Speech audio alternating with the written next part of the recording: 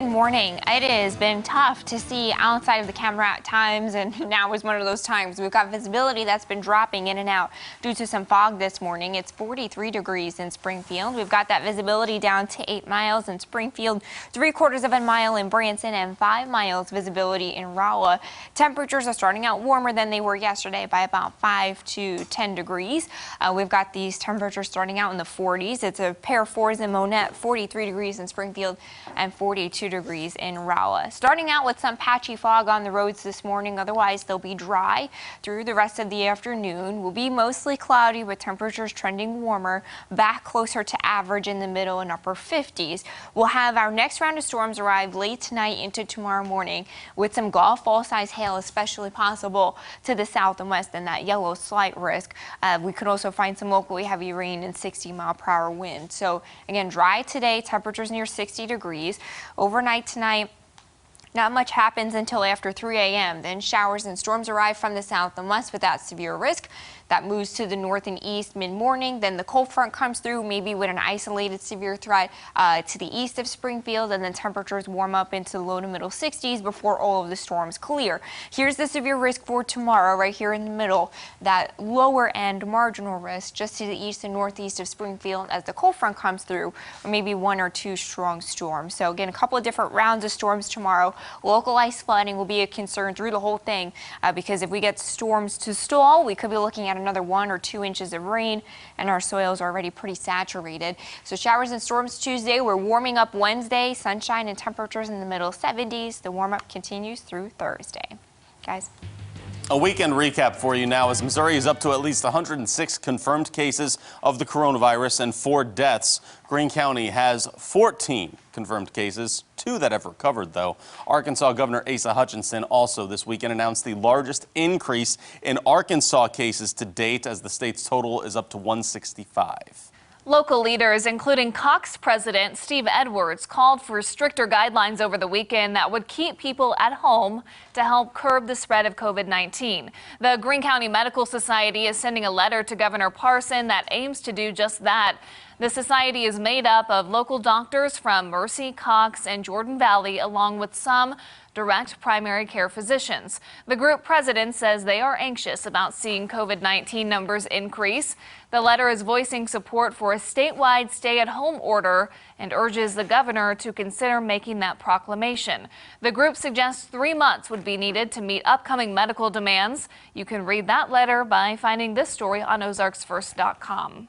Many companies are sending employees home to work while Missouri's 555 public school districts have all temporarily closed. Color 10's Nija McDonald joins us this morning with tips on how to get work done with kids at home from people who do it every day. Nija. Well, good morning, Lauren. While most parents have worked from home with their kids for the occasional sick day or weather-related school closure, the idea of having to do so for weeks on end could be especially daunting. Now, remote software engineer Jordan McAdoo encourages you to start by establishing a plan. McAdoo says this can help keep you on track. She says to set realistic expectations and remember to take breaks. McAdoo says most importantly, allow yourself some grace. When you wake up in the morning, I think it's really important to make sure you change clothes and have like a morning routine you go through, like eat your breakfast, make coffee, etc. And then aside from that, I would have a dedicated space, like I have my office here, but also allow yourself to mix it up from time to time too. Well, of course, you can always visit our website at ozarksfirst.com for a complete list of tools and resources to help you work from home. All right, thank you, Nija. Today, Mercy will open a new triage facility for patients who think they may have COVID-19. It'll be right outside the hospital's north emergency room entrance facing Sunshine. Patients will be looked at and isolated from others if COVID-19 is suspected. Around America, an Indiana boy was forced to postpone his birthday party after the state discouraged large gatherings. But his neighbors made sure he still had people to celebrate with from a distance. Caden McCorkle was looking forward to celebrating his 8th birthday with all of his friends, but with COVID-19, the family had to postpone the party. So at the suggestion of one of their neighbors, his mom turned to their community to help celebrate Caden's birthday, asking for neighbors to make signs for Caden to see when they go on a walk. You know, All in all, that are 20 willing to help houses you put up out signs. and help make a day special for one of your kids who's maybe a little down about being stuck in the house. It sure is a wonderful feeling. Yes, it is. Those are located on porches, in trees, hopefully putting a smile on little Caden's face. Los Angeles is looking to the Navy for some help due to this pandemic. The U.S. Naval Hospital ship Mercy has been docked in San Diego while preparing to head to L.A. to help the city. When the Mercy arrives, it will open 1,000 beds and become the largest hospital in the city.